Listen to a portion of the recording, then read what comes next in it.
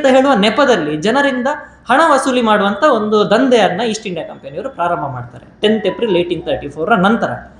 1835 ಅಲ್ಲಿ ಇದು ಎಲ್ಲೂ ನಮ್ಮ ಚರಿತ್ರೆಯ ಪುಸ್ತಕಗಳಲ್ಲಿ ನೋಡ್ಲಿಕ್ಕೆ ಸಿಗುದಿಲ್ಲ, ಎಲ್ಲೂ ಕೇಳಲಿಕ್ಕೆ ಸಿಗುದಿಲ್ಲ. ನನಗೂ ಒಂದಿಷ್ಟು ಅಧ್ಯಯನದ ಸಂದರ್ಭದಲ್ಲಿ ಆಶ್ಚರ್ಯವಾದಂಥದ್ದು, ಈಗ ನಾವು ಅಮರ ಸುಳ್ಯ ಕ್ರಾಂತಿ ಈಗ ಒಂದು ಸ್ವಲ್ಪ ಪ್ರಚಲಿತದಲ್ಲಿ ಇರುವಂತದ್ದು, ಅದೇನೊಂದು ಕ್ರಾಂತಿ ಆಯ್ತು, ಏನೋ ಒಂದು ಹೋರಾಟ ಆಯ್ತು, ಸುಳ್ಯದ್ದು ಪೂರ ಬತ್ತೊಂದು ಪೂರ ಕುಡ್ಲಗ ಬೋಯರಿಗೆ ಪೂರ ಬಾರಿ ಮಲ್ಲ ಉಂದಾಂಡಿಗೆ ಅಂತ ಹೇಳುವುದನ್ನು ನಾವು ಕೇಳ್ತೇವೆ ಸಾಮಾನ್ಯವಾಗಿ ಆಡು ಭಾಷೆಯಲ್ಲಿ.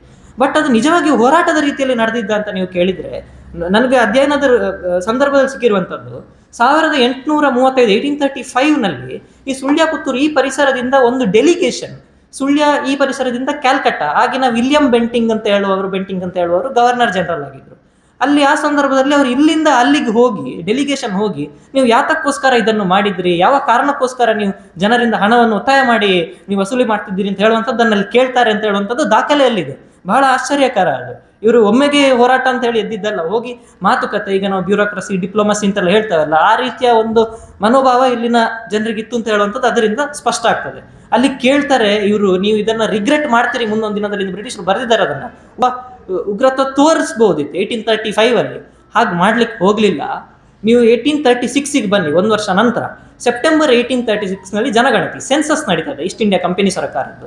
ಆ ಜನಗಣತಿ ನಡೆಯುವಾಗ, ಸೆನ್ಸಸ್ ರಿಪೋರ್ಟ್ ನಲ್ಲಿ ಬರೀತಾರೆ ಬ್ರಿಟಿಷರು, in the month of September 1836 a desolate drought hit the country and not a drop of rain fell till the end of nearly 7 to 8 months till the end of April ಅಂತ. ಅಂದ್ರೆ ಸುಮಾರು September 1836 ಇಂದ April ತಿಂಗಳ ಅಂತ್ಯದವರೆಗೆ ಒಂದು ತುತ್ತು ಮಳೆ ನೀರು, ಒಂದು ಹನಿ ಮಳೆ ನೀರು ಕೂಡ ಬಿದ್ದಿರಲಿಲ್ಲ. ಅಷ್ಟು ದೊಡ್ಡ ಒಂದು ಭೀಕರ ಬರಗಾಲ ಇತ್ತು ಅಂತ ಹೇಳುವಂಥದ್ದು ಸೆಪ್ಟೆಂಬರ್ 1836 ಈಸ್ಟ್ ಇಂಡಿಯಾ ಕಂಪನಿ ಸರ್ಕಾರದ ಅಫಿಷಿಯಲ್ ಸೆನ್ಸಸ್ ರಿಪೋರ್ಟ್ ಅಲ್ಲಿ ಇದೆ. ಇದು ಯಾವುದೇ ರೀತಿಯ ಊಹಾಪೋಹಗಳಲ್ಲ. ಸೊ ಇಂಥ ಸಂದರ್ಭ ಅಲ್ಲಿ 34 ಅಲ್ಲಿ ವಶಪಡಿಸ್ಕೊಳ್ತಾರೆ. 35 ಅಲ್ಲಿ ಇವರು ಬ್ರಿಟಿಷರ ಹತ್ರ ಮಾತಾಡಿದ್ರು, ಬ್ರಿಟಿಷರು ಇವರನ್ನ ಇಗ್ನೋರ್ ಮಾಡ್ತಾರೆ, ನೆಗ್ಲೆಕ್ಟ್ ಮಾಡ್ತಾರೆ. 35 ಅಲ್ಲಿ ಇವರಿಗೆ ಪಾಪ ಭೀಕರ ಬರಗಾಲ.